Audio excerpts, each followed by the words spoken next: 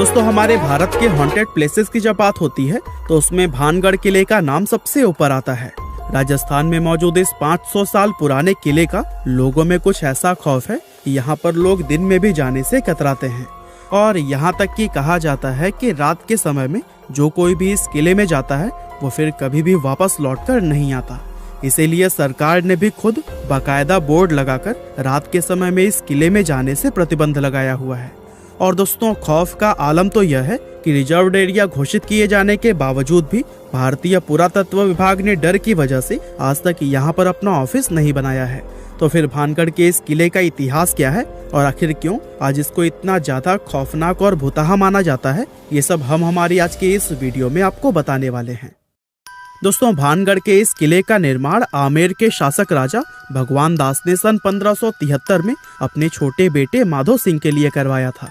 उस समय यह किला पूरी तरह से खुशहाल हुआ करता था और इस किले के अंदर व इसके चारों तरफ लोगों की घनी आबादी रहा करती थी। लेकिन फिर अचानक एक ऐसी अनहोनी हुई जिससे कि इस किले की खुशियां हमेशा के लिए खत्म हो गई और एक समय खुशहाल नजर आने वाला यह विशाल किला एक भुतहा जगह में बदल गया। लोगों के मन में इस किले का ऐसा खौफ बैठ गया कि उन्होंने इसे छोड़ना शुरू कर दिया, जिसका नतीजा यह हुआ कि यह किला और इसके आसपास का इलाका पूरी तरह से वीरान हो गया। यहाँ तक कि आज भी ये किला सैकड़ों सालों से इसी तरह से वीरान पड़ा हुआ है, जो कि दिखने में बेहद ही खौफनाक नजर आता है। इसके बारे में लोग यह बताते हैं कि किले से लोगों के चीखने, चिल्लाने, रोने और घुंघरुओं की रहस्यमयी आवाजें आती हैं। साथ ही बहुत से लोग यह भी दावा करते हैं कि जो कोई भी इस किले में रात के समय गया है वो फिर कभी भी वापस लौटकर नहीं आया है और यही वजह है कि दिन में भी बहुत कम लोग ही इस किले के अंदर जाने की हिम्मत कर पाते हैं। अब ऐसे में ये सवाल तो मन में जरूर आता है कि आखिर इस किले के साथ ऐसा क्या हुआ था कि इसको इस तरह से शापित और भुतहा माना जाने लगा। असल में इस किले के हॉन्टेड होने के पीछे लोगों द्वारा एक नहीं बल्कि कई अलग अलग कहानियां बताई जाती हैं, लेकिन उन सभी में सबसे फेमस, जिस पर लोगों द्वारा सबसे ज्यादा भरोसा किया जाता है, वो है राजकुमारी रत्नावती की कहानी।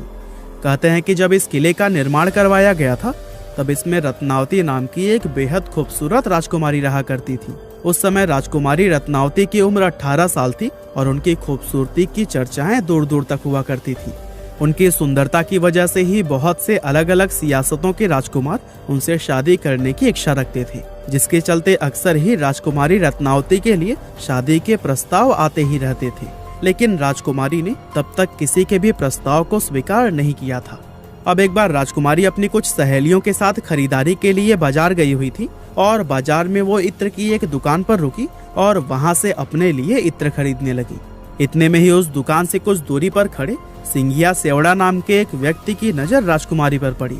सिंघिया सेवड़ा उसी राज्य का रहने वाला था और वो काले जादू का महारथी माना जाता था। राजकुमारी रत्नावती की सुंदरता को सिर्फ एक नजर में देखते ही सिंघिया उन पर पूरी तरह से फिदा हो गया और वो टकटकी लगाए राजकुमारी को घूरता रहा और उसी पल उसने अपने मन में यह तय कर लिया कि वो राजकुमारी को किसी भी कीमत पर हासिल करके रहेगा। अब चूंकि वो तंत्र मंत्र और काला जादू जानता था, इसीलिए उसने राजकुमारी के पसंद किए हुए इत्र की बोतलों में से एक बोतल चुपके से उठाई और उस बोतल पर कुछ तंत्र मंत्र करके उसे धीरे से वापस उसी जगह पर रख दिया। असल में वो अपने तंत्र विद्या की मदद से राजकुमारी को अपने वश में करना चाहता था और उसका ये प्लान काफी हद तक सफल भी हो गया, क्योंकि राजकुमारी ने उसे इत्र के साथ छेड़छाड़ करते हुए देखा भी नहीं था। और फिर राजकुमारी इत्र की शीशी लेकर अपने किले की तरफ वापस जाने लगी। साथ ही सिंघिया सेवड़ा भी छिप छिप कर राजकुमारी का पीछा करने लगा। हालांकि अभी राजकुमारी सिर्फ कुछ दूर पहुंची ही थी, तभी उनकी एक सहेली ने उन्हें बताया कि एक अनजान व्यक्ति ने इत्र की शीशी पर तंत्र मंत्र किया हुआ है। असल में राजकुमारी की उस सहेली ने सिंघिया सेवड़ा को इत्र की शीशी पर काला जादू करते हुए देख लिया था, लेकिन वो डर की वजह से दुकान में कुछ भी नहीं बोल पाई थी। अब राजकुमारी को जैसे ही काले जादू की बात पता चली तो उन्होंने वो इत्र की शीशी रास्ते में पड़े हुए एक विशाल आकार के पत्थर पर दे मारी। पत्थर पर पड़ते ही वो शीशी टूट गई और सारा इत्र उसी पत्थर पर बिखर गया। और दोस्तों इस तरह से इत्र पर किया गया वो काला जादू उस पत्थर में आ गया, जिसके बाद से वो पत्थर खुद ब खुद लुढ़कते हुए सिंघिया सेवड़ा की तरफ बढ़ने लगा। दरअसल सिंघिया ने उस इत्र पर ऐसा जादू किया था कि जो भी कोई उस इत्र को लगाता वो खुद ही उस तांत्रिक सिंघिया की तरफ खींचा चला आता और चूंकि वो इत्र पत्थर पर लग गया था, इसीलिए वो पत्थर तेजी से उसकी तरफ ही बढ़ने लगा और पत्थर ने लुढ़कते हुए उस तांत्रिक सिंघिया को कुचल दिया, जिससे कि उसकी मौत हो गई। लेकिन मरने से पहले सिंघिया सेवड़ा ने यह शाप दे दिया कि राजकुमारी समेत इस किले में रहने वाले सभी लोग जल्द ही एक दर्दनाक मौत मरेंगे और उनकी आत्माएं हमेशा के लिए इस किले में भटकती रहेंगी। इस हादसे के कुछ ही समय बाद भानगढ़ और उसके करीबी राज्य अजबगढ़ के बीच में एक युद्ध छिड़ गया था।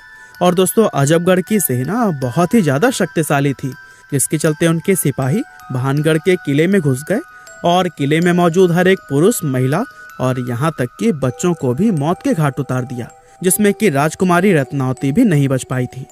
और दोस्तों, कहते हैं कि इस खतरनाक कत्लेआम के बाद से ही यह किला शापित हो गया था और उस नरसंहार में मारे गए मासूम लोगों की आत्माएं किले के अंदर ही भटकने लगी थी। दरअसल किले के आसपास रहने वाले लोगों को अंदर से अजीब अजीब आवाजें आती थी और साथ ही किले की तरफ जाने वाले लोगों के गायब होने की घटनाएं भी अक्सर सुनने को मिलती रहती थी। और दोस्तों, इन सभी चीजों के चलते ही किले के आसपास रहने वाले लोगों ने भी अपनी बस्तियां छोड़कर दूसरी जगह पर रहना शुरू कर दिया और देखते ही देखते यह किला और इसके आसपास का इलाका पूरी तरह से वीरान हो गया।